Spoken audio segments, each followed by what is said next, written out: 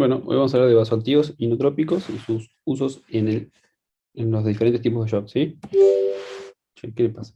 Bueno, cuando hablemos de vasoactivos o inotrópicos hay que tener presente que todos estos van a actuar sobre el sistema cardiovascular y consecuentemente van a actuar sobre las propiedades intrínsecas que tiene el sistema vascular, puntualmente el corazón, ¿sí? Que son el inotropismo, que es la capacidad contráctil, el cronotropismo, que es la capacidad de contraerse una determinada cantidad de veces por minuto, el vasotropismo, que es la capacidad de excitabilidad, y el dromotropismo, que es la capacidad de conductancia. Es decir, todos, principalmente los inotrópicos, no tanto los vasoactivos, van a tener mayor influencia sobre estas cuatro propiedades que tiene el corazón, para que de alguna manera genere un efecto agonista sobre ellas y mejorar la función de bomba a nivel cardíaco, ¿sí? Los diferentes tipos de drogas, no es lo mismo decir vasoactivo e inotrópico. Generalmente cuando uno escucha en la jerga común que uno dice vasoactivo, inotrópico, qué sé yo, y a veces está hablando sobre vasoactivos si son inotrópicos o habla de inotrópicos si son vasoactivos. Los vasoactivos puntualmente son las drogas que actúan y generan algún tipo de cambio en el tono vascular, y las drogas inotrópicas son aquellas que van a generar algún cambio en la función de bomba, ¿sí? Generalmente el mecanismo que van a producir que van a tener los vasoactivos van a ser o vasoconstrictores o vasodilatadores, ¿sí? Son los dos mecanismos que se pueden tener sobre los vasos, ¿sí? Y esto va a actuar en diferentes tipos de receptores que podemos saber bien, pero básicamente un resumen es o estimulan a los receptores alfa o a los receptores de arginina o vasopresina para generar vasoconstricción, o para generar vasodilatación actúan a través de receptores beta 2 inhibiendo los receptores alfa, los canales de calcio, etc. Bueno, eso es un resumen fisiológico, pero nada, después vamos a ver más adelante mejor, ¿sí? Bueno, cuando uno actúa sobre estas cuatro propiedades, ¿sí? El sistema nervioso está dividido en sistema nervioso central y sistema nervioso periférico. El sistema nervioso central se divide en somático y autónomo. Y el autónomo está dividido en dos sistemas, que es donde actuamos básicamente nosotros con muchas de nuestras drogas, ¿sí? Que es el sistema nervioso simpático y parasimpático, ¿sí? Tanto el simpático como el parasimpático tiene diferentes tipos de receptores. El simpático tiene receptores alfa y beta, y el parasimpático tiene muscarínicos y nicotínicos. Y a la vez, cada vez estos grupos de receptores se van a diferenciar en diferentes subtipos de receptores, que dependiendo el subtipo de receptor, todos son proteínas asociadas a proteína G, ¿sí? Son receptores de citomía transmembrana asociados a proteína G, y cada proteína, cada proteína G tiene tres unidades, y la unidad alfa va a tener otra subunidad es la que va a desencadenar la cascada de señalización intracelular. Dependiendo del tipo de receptor que sea, es el tipo de subunidad alfa que va a tener y es el tipo de cascada de señalización. Entonces, si uno logra comprender cuál es la subunidad alfa que tiene cada receptor, podría comprender de alguna manera cuál es el efecto fisiofarmacológico o puntualmente de las hormonas endógenas que actúan sobre estos receptores, y entendiendo el mecanismo de señalización intracelular, uno puede entender cuál es el efecto fisiofarmacológico que va a generar la droga, ¿sí? Son todos acoplados a proteína G, excepto los nicotínicos, que los nicotínicos son canales iónicos, ¿sí? Que son a través de los cuales nosotros actuamos con los bloqueantes neuromusculares, ¿sí? El resto son todos acoplados a proteína G. Los receptores alfa son alfa 1, alfa 2, los receptores beta son beta 1, beta 2, beta 3, los muscarínicos son del M1 al M5, y los nicotínicos se dividen en musculares y ganglionares. ¿Bien? Bueno, a través de las drogas que nosotros vamos a usar, tanto las vasoactivas como los inotrópicos, van a generar efectos, ¿sí? En el cuerpo de diferentes maneras. Pueden ser a través de excitación en los tejidos periféricos con el músculo liso, inhibiendo sobre otros músculos en tejidos nerviosos, produciendo excitación a nivel cardíaco, acciones metabólicas, acciones endócrinas, acciones nerviosas. ¿Por qué? Porque por más que sean drogas que sean inotrópicas o simpático-miméticas, como queremos decirle como en la clasificación más grande, ¿sí? Van a actuar en diferentes tipos de receptores en todo el cuerpo. Entonces sus efectos que van a tener no van a ser solamente a nivel cardiovascular, ¿sí? Van a tener acción en otros órganos también, ¿bien? Básicamente estos agonistas adrenérgicos o simpático-miméticos se dividen en su mecanismo de acción, que pueden ser una acción directa, es decir, son agonistas que van directamente de una manera selectiva o no selectiva a actuar sobre un diferente tipo de receptor, ¿sí? Pueden actuar de una manera mixta o de una manera indirecta. De una manera indirecta puede ser liberando las hormonas que están cargadas en las vesículas presinápticas, ¿sí? Inhibiendo la captación, inhibiendo la MAO, que es la monoaminoxidasa, que es la hormona encargada del metabolismo de estas sustancias endógenas, o inhibidores de la COM, que la COM es otra tipo monoaminoxidasa, que lo que hace también es metabolizarlas. Entonces pueden actuar de una manera directa, de una manera indirecta o de una acción mixta, ¿sí? Principalmente casi todas las drogas que nosotros usamos son agonistas simpático-miméticos directos sobre los receptores, es decir, van a actuar de manera directa, ¿sí? Después veremos si forman actúa de manera selectiva o no selectiva, pero bueno, básicamente es la clasificación que tienen, ¿sí? Los receptores dijimos que se dividen en receptores alfa y receptores beta, ¿sí?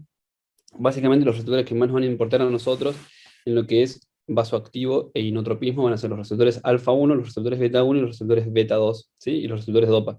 ¿Por qué? Porque a través de los receptores alfa 1 vamos a actuar principalmente en el tono vascular, a través de los receptores beta 1 vamos a actuar sobre todas las propiedades, las 4 propiedades intrínsecas que tiene el corazón, y a través de los receptores beta 2 podemos actuar o a través del bronquio, a través del pulmón, si nosotros queremos actuar cardiovascular y aparato respiratorio, o sea, genera una broncodilatación asociada a un aumento de la función de bomba, etcétera, y a través también de los beta 2 se produce la vasodilatación, ¿sí? Y los receptores dopa, porque la dopa actúa también a nivel cardiovascular. Entonces, los que más nos importan son los alfa 1, los beta 1, los beta 2 y los dopa. Bien. Los receptores alfa 1, como dijimos, es un receptor acoplado a proteína G, y tiene una subunidad alfa, que la subunidad alfa es una subunidad alfa Q, ¿sí? La subunidad alfa Q lo que hace es desencadenar una señalización intracelular, que lo que hace es aumentar la fosfolipasa C, ¿sí? La fosfolipasa C produce dos metabolitos intrínsecos intracelulares, que son el desilglicerol y el isotal trifosfato.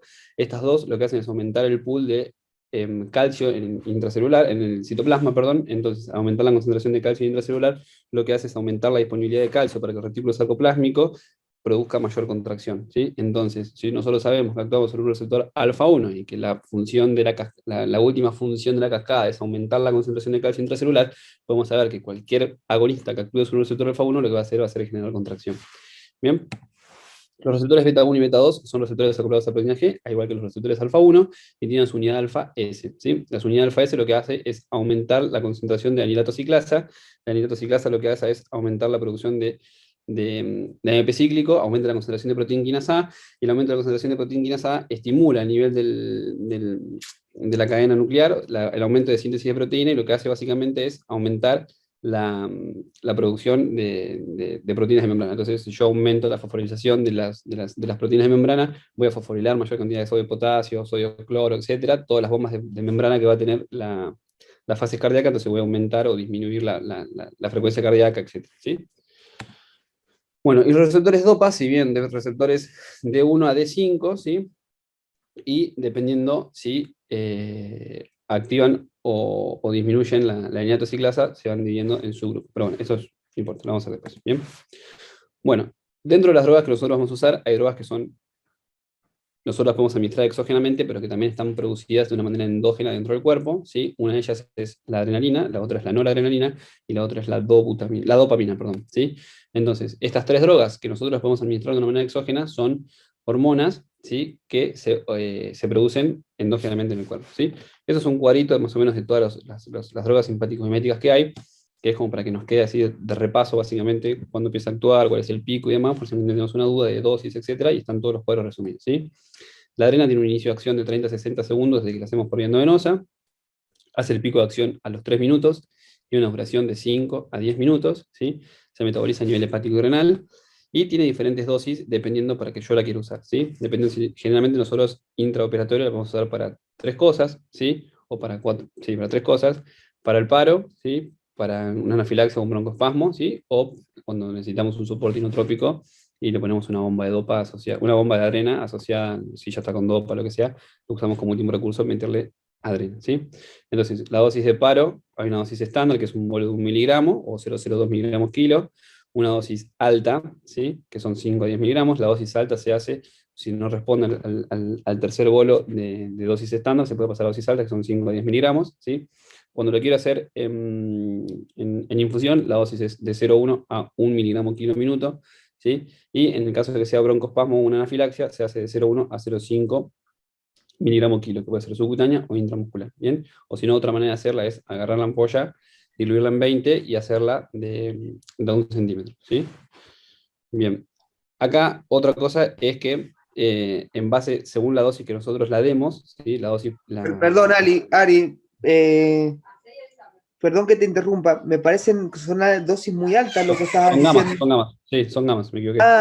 Porque si no lo Son matás gamas. lo, No, no, lo sí, son atacás en gamas. anafilaxia y le produce un No, no, infarto. y haces un paro, es Imagínate verdad. 0,1 miligramo kilo, No, si son gamas, pesa son un 70 montón. kilos, Depende de le la va a medida, dar sí. 7 ampollas por un shock anafiláctico de Sí, adrenalina. sí, son gamas. Bien, Son gamas, sí, microgramos, sí, sí, sí. sí. Son gamas. Era UG y UCMG, son gamas. Bueno, después, eh, acá, que según la dosis a la que uno lo dé, ¿sí? Puede tener mayor predominancia efecto beta, mayor predominancia efecto beta alfa o mayor predominancia alfa más que beta, ¿sí?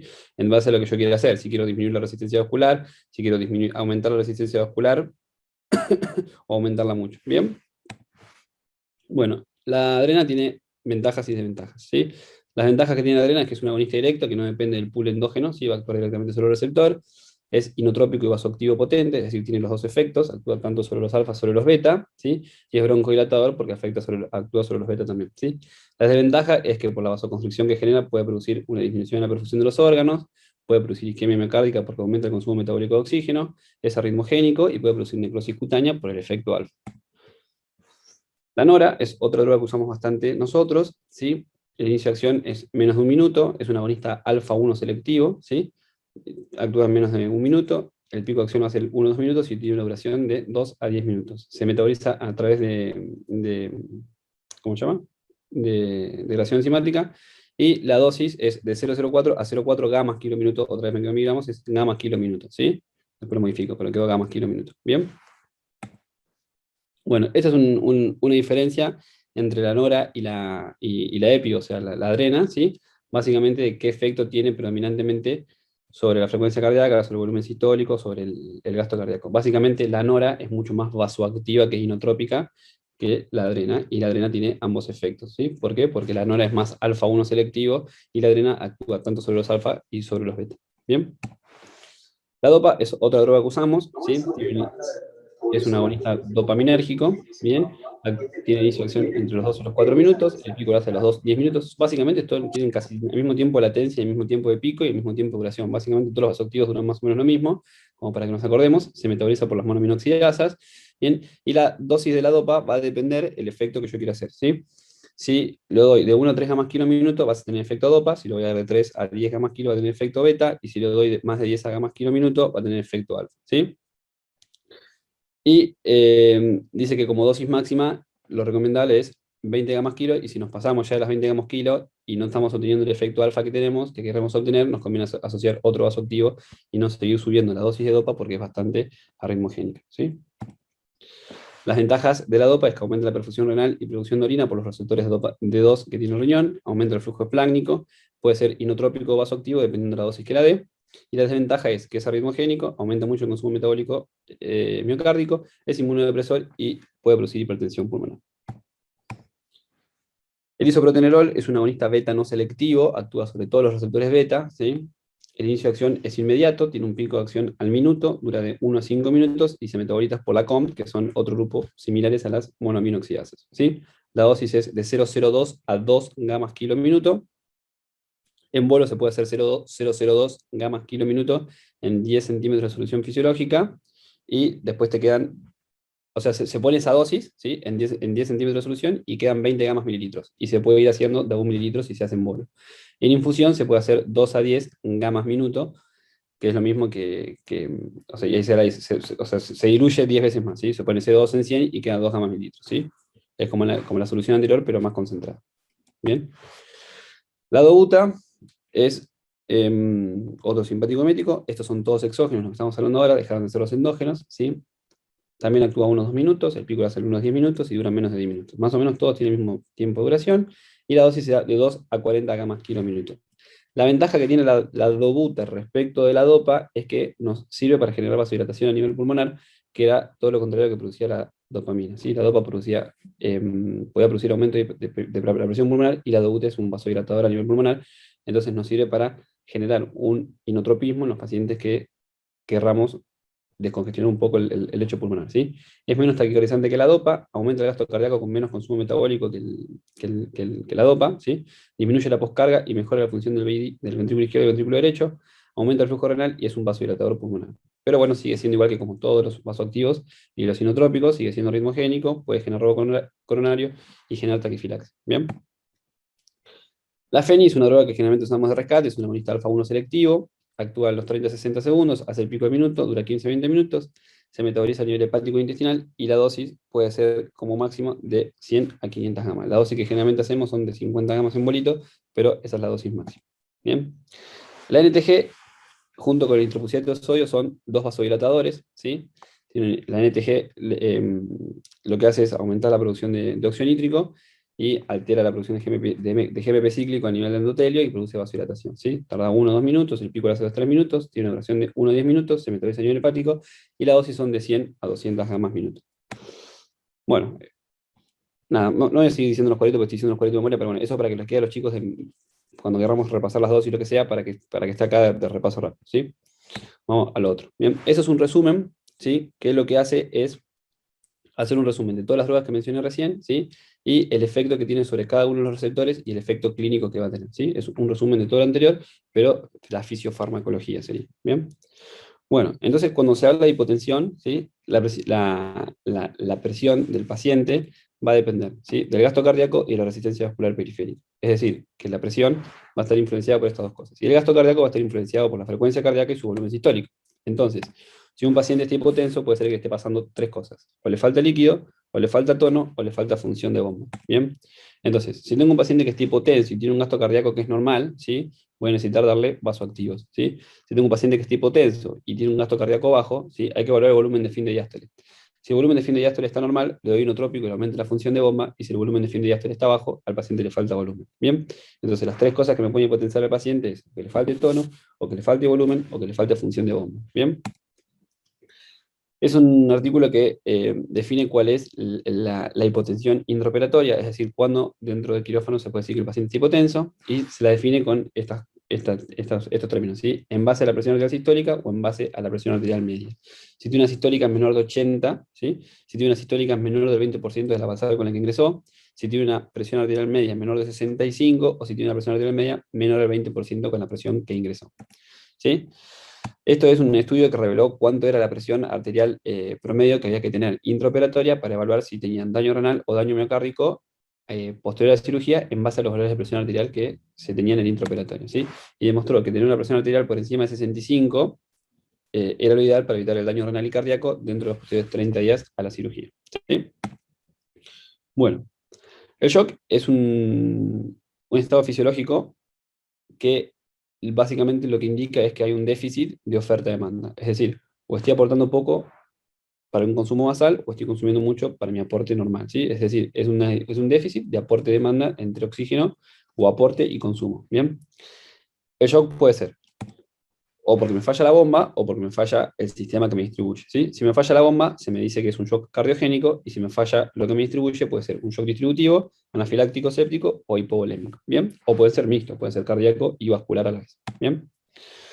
Bueno, acá hay algunos casos clínicos que son diferentes tipos de shock que se nos pueden presentar dentro del quirófano, ¿bien? Y que básicamente todos son pacientes que están chocados, pero las maneras de presentación van a indicar el tipo de shock que tiene el paciente. El primer caso es una paciente femenina de 19 años que se va a operar de una resección de un quiste tiroidoso, no tiene ningún antecedente quirúrgico personal ni relevante, se realiza una anestesia general, fenta, propo, tracurio, cefazolina, diclodexa, sebo, no tiene ningún dato relevante ni en la inducción ni en el mantenimiento, y presenta un cuadro de taquicardia y hipotensión severa, de manera repentina acompañado de un aumento en las presiones de la vía aérea. El examen físico tiene sibilancias, ronco, disminución del murmullo vesicular y un rayo cutáneo en el tórax. Se interpreta como un cuadro de shock anafiláctico, se expande a la paciente con 2.000 mililitros de solución y se le empieza a administrar adrenalina en bolos de 50 gamas, se le da hidrocortisona y salbutamol, se obtiene buena respuesta intraoperatoria y la paciente es llevada a UTI, ¿sí? La paciente, posterior al uso de un antibiótico en este caso puede ser, ¿sí? La paciente desarrolló una reacción alérgica que la pudo haber llevado a desarrollar un shock anafiláctico, ¿sí? Esa es una paciente que nos pasó a nosotros con Belu en el hospital, ¿sí? Que era una señora de 75 años que superaba una prótesis de cadera, el antecedente quirúrgico no tenía ningún dato relevante, simplemente era depresiva y estaba un poco hipertensa. Se le hace una Raki, no pasó nada, se hizo la Raki, estaba impecable toda la cirugía. A los 10-15 minutos de que están cementando, la paciente dice, se queja que le duele el brazo derecho. Nosotros pensamos que era por la posición, porque ya llevaba como 2 horas y media que estaba en el cúbito lateral, y Belu le hace un poquito de propofol para sedarla para que se duerma. Cuando le hace el propo para sedarla, saca la jeringa, cuando saca la jeringa me mira y me dice, Chariel, mira el monitor. Cuando mira el monitor, hace un bloqueo completo de rama derecha de golpe, y se empieza a hipotensar, se empieza a hipotensar, se empieza a hipotensar, se empieza a hipotensar, y o sea, se supone que ya había pasado el tiempo de metabolismo del propofol, la paciente no se despierta, empieza con deterioro sensorio, no responde a estímulos, ¿sí? Y sigue potencia, hipotensa, hipotensa, hipotensa, y se hipotensó completamente. La paciente se para, ¿sí? inmediatamente se invadió, se le puso central, se le puso arterial, etcétera, se le puso bomba de dopa, adrenal, empezamos con todo. Se le hace un ecocardio, cuando se hace un ecocardio, todas las cavidades derechas estaban dilatadas e hipokinéticas. Se interpretó el cuadro como que era un TEP, ¿sí? Y se interconsulta cardiología. Cardio ingresa a quirófano, le vuelve a hacer el ecocardiograma y ellos vuelven a interpretar que lo que tenía era un TEP. ¿Por qué? Porque estaba toda la cavidad derecha completamente dilatada y no tenía función del ventrículo derecho. Y el ventrículo izquierdo estaba todo vacío e hipomotil también, ¿sí? La paciente se lleva en paro a hemodinamia. Cuando llegamos a hemodinamia, le hacemos una angiografía de urgencia en hemodinamia, y cuando hacen la angiografía se revela que tenía una trombosis segmentaria en una arteria pulmonar, pero era una arcillar muy periférica, que no justificaría la clínica de la paciente. Cuando le hacen una cine coronario, ven que tenía un trombo completamente obstruyendo el tronco de la coronaria derecha, y que en realidad lo que tenía era un infarto completo de todo el corazón derecho y no era un TEP, ¿sí? La paciente muere después de 1 hora 30 de reanimación. Claramente, este fue un shock cardiogénico, ¿sí? Tercer caso, una paciente de 45 años estrella la guardia por un politraumatismo. El ingreso se encuentra excitado, desorientado y agresivo. Tiene una frecuencia cardíaca de 130, 75-50 TA, altura de 95, un impulso débil, un abdomen distendido y doloroso a la palpación, con reacción peritoneal. Se hace una restesia general como si fuese un paciente hemodinámicamente inestable, ¿sí? Se usa tomidato, succión, una intubación de secuencia rápida, y se larga la cirugía con vasoactivos. Se invade, se expande con cristaloides, hemoderivados y plasma. Se realiza la esplenectomía y se logra sostener la hemodinamia intraoperatoria. El paciente va a UTI posterior a la cirugía. Esto es un claro ejemplo de un shock hipovolémico. ¿Bien? Otro caso, una paciente de 35 años con un salto quinto día postoperatorio en UTI por diverticulitis perforada. Regresa a quirófano por presentar líquido libre en la cavidad abdominal y débito cero purulento por el drenaje en el Douglas. La paciente está febril, está en RM, tiene una hora 0,4 gamma kilo minuto, frecuencia 130, TA 9,6 y está oligoanúrico. Viene con un medio interno que tiene un poco de acidosis metabólica, ¿sí? Se hace una anestesia general, nos pide mayor dosis de vasoactivos en la intraoperatoria, se expande con cristaloides en el intraoperatorio debido a la pérdida intraperitoneal que le sacan en el lavado, ¿sí? Luego de la expansión del fluido se puede descender un poco la dosis de nanora, mejora la diuresis, mantiene la TA, baja la frecuencia y se retira de quirófano y vuelve a UTI en las mismas condiciones con las que ingresó. Es un claro ejemplo de una paciente que entra con un shock séptico, ¿sí? Bueno, este es un estudio que lo que hizo fue evaluar el uso de vasopresores en el tratamiento del shock, ¿sí? Entonces, lo que acá es un cuadro que lo que hace es resumir qué es lo que le pasa a los diferentes tipos de shock, cardiogénico, hipovolémico, distributivo, ¿sí? Qué es lo que pasa con la frecuencia cardíaca, el volumen sistólico, ¿sí? La resistencia vascular sistémica, ¿sí? Básicamente, lo que le va a fallar al cardiogénico va a ser función de bomba. Lo que le va a faltar al faltarle función de bomba, le va a faltar volumen sistólico, ¿sí? Para tratar de compensar ese déficit de gasto cardíaco, dijimos que la presión arterial y el gasto cardíaco por resistencia vascular.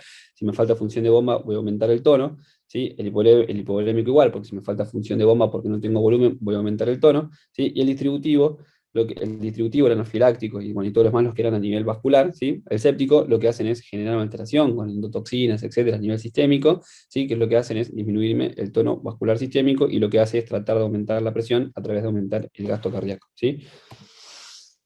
Bueno, este es un cuadrito que lo que hacía era demostrar cuál era la primera terapia a realizar en base al diferente tipo de shock, ¿sí? Y los dividía. Por ejemplo, dice, si el paciente tiene un shock hemorrágico o un shock hipovolémico, que básicamente es lo mismo, ¿sí? La primera terapia no son los inotrópicos o los vasoactivos, sino es pasarle volumen.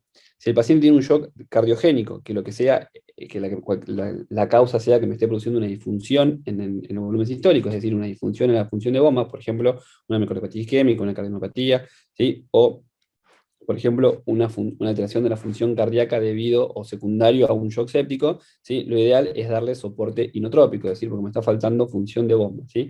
En el caso que ese déficit de función de bomba sea causa secundaria, por ejemplo, el paciente hizo un TEP, hizo un taponamiento cardíaco, hizo un neumotórax hipertensivo, etcétera, ¿sí? Acá lo que tengo que hacer es... uy, se me olvidó la vista, che, me mareé. Bueno, lo que tengo que hacer es tratar de corregir esa causa, ¿sí? Que es la causante del déficit de bomba, ¿sí? Es decir, hasta que no solucione el TEP, el paciente no le va a mejorar la función de bomba, hasta que no le solucione la trombosis coronaria, no le va a mejorar la función de bomba, ¿sí? Y en el caso que haya causas que me alteren el tono vasomotor, como por ejemplo una sepsis, un shock anafiláctico, un shock distributivo, primariamente se le infunde volumen y después se le da tono vasopresor con vasoactivos, ¿sí? Bueno, este es un artículo que lo que hace era hacer un resumen más o menos de cuál era el manejo del paciente que tiene un shock séptico, ¿sí? El paciente que tiene un shock séptico se produce una alteración al pasar los días, por la producción de todas las interleuquinas proinflamatorias que va a generar el proceso infeccioso, ¿sí? A nivel endotelial, a nivel vascular y a nivel cardíaco, ¿sí? A nivel endotelial va a pasar que se va a producir una hipercoagulabilidad, se van a generar aumento de la agregación de leucocitos, va a generar una alteración en la microcirculación por toda esta hipercoagulabilidad a nivel que se genera en la microcirculación, ¿sí? Va a producir alteración en la permeabilidad vascular y eso va a producir una hipovolemia relativa, ¿sí? Que consecuentemente toda esta fisiología, toda esa fisiopatología a nivel endotelial va a llevar que a la larga se me produzca una falla completa en el sistema cardiocirculatorio, ¿sí? Es decir, lo que empezó siendo un proceso a nivel endotelial me va a terminar complicando toda la macro y microcirculación, ¿sí? La hiperlactatemia decía que la presencia de la hiperlactatemia con un punto de corte mayor a 4,5 aumentaba mayor al 90% de la mortalidad en los pacientes que tenían lactato, es decir, a medida que el lactato va aumentando los miligramos por decilitro, aumenta exponencialmente la mortalidad, y que la ausencia de hiperlactatemia en los pacientes que tenían shock séptico disminuía la mortalidad en un 45%, es decir, la ausencia la disminuye en un 45% y la presencia la aumenta en un 95%. Los pacientes que tienen un shock séptico, básicamente el monitoreo hemodinámico va a ser como el monitoreo hemodinámico de cualquier paciente que esté en shock, ¿sí? Habría que hacerlo lo más invasivo y controlado que podamos, ¿sí? En los casos que tengamos la posibilidad de hacer un monitoreo de la microcirculación, de la perfusión, con el índice de perfusión, la saturación venosa central, con la diferencia de CO2, del CO2 exhalado y el CO2 en la PCO2, etc. Después hablaba sobre la capilaroscopía, pero bueno, claramente no tenemos capilaroscopía, etcétera, sería lo ideal poder realizarlo, ¿sí? Los fluidos, decía que básicamente de todos, lo que más recomendable era la albúmina, pero bueno, la albúmina del 4,5 era la única que había demostrado aumento de supervivencia respecto a todos los demás, y que demostraba que en las primeras 48 horas del inicio del shock séptico había que hacer una, una hidroterapia agresiva, más o menos entre 2 a 3 litros, ¿sí? Y después había que atenuar un poco con la agresividad y darle más tono que tanto fluido, ¿sí? Y los vasoactivos, el principal vasoactivo indicado en el shock séptico indicaba que era la nora, ¿sí? Bueno, el shock hemorrágico, básicamente, esto es un repaso, ¿sí? Pero básicamente, como dijimos, el shock hemorrágico no nos interesa tanto la función inotrópica o vasoactiva, porque en realidad acá lo que nos falta es fluido, ¿sí? Entonces, básicamente, lo que nos importa acá es pasar hemoconcentrado, pasar eh, volemia, ¿sí? Líquido, cristaloides, coloides y hemoconcentrados, plasma, ¿sí? O sea, acá lo que tenemos que hacer es llenar el sistema y no darle tanta función de bomba, porque si no le vamos a dar inotropismo, un corazón que está vacío, y vamos a empeorarlo, ¿sí? Y darle tono tampoco nos importaría, porque acá lo que nos falla es llenar el sistema, ¿sí? Esas son algunas de las drogas que se puede usar en el shock séptico. Otra vez es un mismo resumen de las drogas de hoy, ¿sí? Más o menos, y de vuelta las dosis y el efecto que tiene, pero nada, el cuadrito, ¿sí? Este artículo lo que hizo fue comparar el uso de dopamina y nora en el tratamiento del shock, ¿sí? Lo que hicieron fueron 1.679 pacientes, a 858 pacientes se le dio dopa y a 821 pacientes se le dio nora, ¿sí? Y no hubo diferencia significativa en mortalidad global a los 28 días en ninguno de los pacientes. Sí, lo que tuvo la dopamina fue mayor riesgo de desarrollar arritmia, 207 contra 102. Y después hicieron un análisis de un subgrupo de pacientes, ¿sí? Que demostró que los pacientes que tenían shock cardiogénico y se les daba dopamina tenían mayor mortalidad que los que tenían sepsis o hipovolemia. Pero eso fue un análisis puntual del subgrupo. Cuando se analizó las generalidades no hubo diferencia de mortalidad. Cuando se analizó puntualmente los shock cardiogénicos, se morían más los que recibían dopa que los que recibían dopa y estaban sépticos o tenían hipovolemia. Este fue otro que lo que hizo fue evaluar cómo hacían el tratamiento del shock en Escandinavia, ¿sí? Y lo que me gustó es que es un resumencito que muestra básicamente diferente, dependiendo del tipo de shock, la droga ideal para utilizar, ¿sí? El paciente que tiene un shock anafiláctico, lo ideal es utilizar epinefrina, adrenalina, ¿bien? Los pacientes que tienen shock cardiogénico, la primera droga a utilizar va a depender, ¿sí? Del volumen sistólico que tenga el paciente, ¿sí? Perdón, de la presión sistólica que tenga el paciente. Si el paciente tiene una presión sistólica menor de 70, hay que hacer una infusión de NOR, ¿sí? Si el paciente tiene entre 70 y 90, lo ideal es darle dopamina a 15 gamas kilo minuto. Si tiene una sistólica mayor de 90, es darle douta infundida entre 2 a 20 gamas kilo minuto, ¿sí? Esa es la primera opción, y al costado está la segunda opción en caso de que la primera opción no responda. Bien. Si el paciente tiene un shock cardiogénico asociado a un embolismo pulmonar, acá lo que yo tengo que generar es disminuir esa hipertensión pulmonar para descongestionar la poscarga del ventrículo derecho.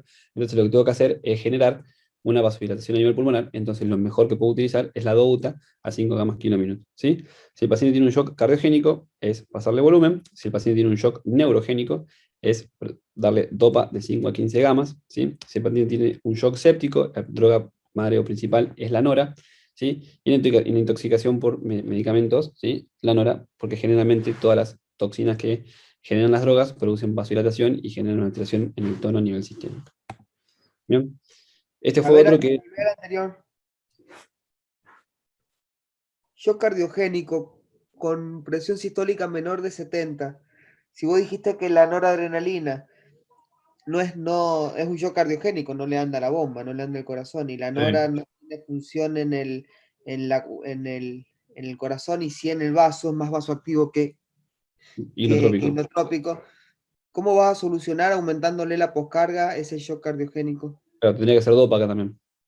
No, no sé, es un artículo, me imagino que está bien hecho y yo le agregaría un inotrópico Un más la inotrópico, nora, obviamente tiene menos de 70, claro. pero nora directamente en un shock cardiogénico, Claro, aumentándole la poscarga, no sé si lo vas a sí, ayudar mucho.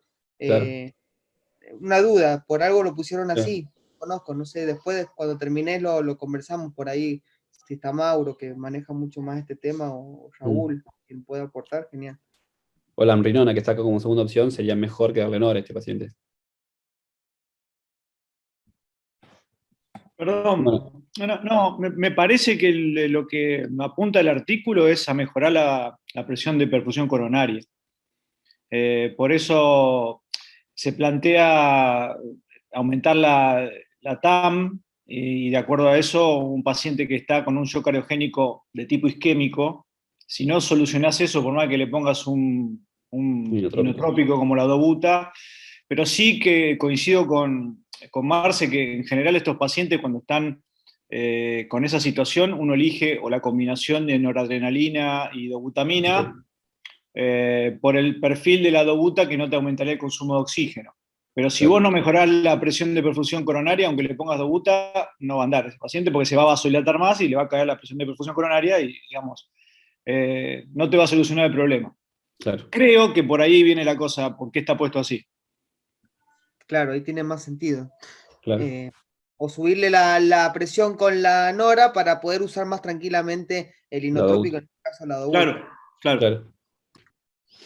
Bueno, ese es otro que lo que dice si usar inotrópicos es si siempre es menos, ¿sí? Es decir, si está bien o no usar inotrópicos en los pacientes, ¿sí? Y las conclusiones del artículo dice que el uso de inotrópicos varía en los diferentes tipos de hospitales y los profesionales, aún después de estandarizar los riesgos de cada uno de los pacientes, ¿sí? Que mejoran los parámetros hemodinámicos, pero que el uso genera mortalidad asociada o arritmias o consumo de oxígeno miocárdico, ¿sí? Y que no existe un soporte inotrópico ideal que no tenga impacto sobre la mortalidad en el corto o largo plazo. Es decir, por más que nos sirvan muchísimo para mantener la hemodinamia, todos tienen alguna contra en su uso, ¿sí? La conclusión son drogas de uso cotidiano, las usamos todo el tiempo para todos los pacientes, ¿sí? Todas de alguna u otra manera nos aumentan el consumo metabólico de oxígeno miocárdico, ¿sí? No están exentas de efectos adversos y que tenemos que elegir con cautela para qué necesito la droga, a qué dosis se la voy a administrar y a qué paciente se la voy a administrar.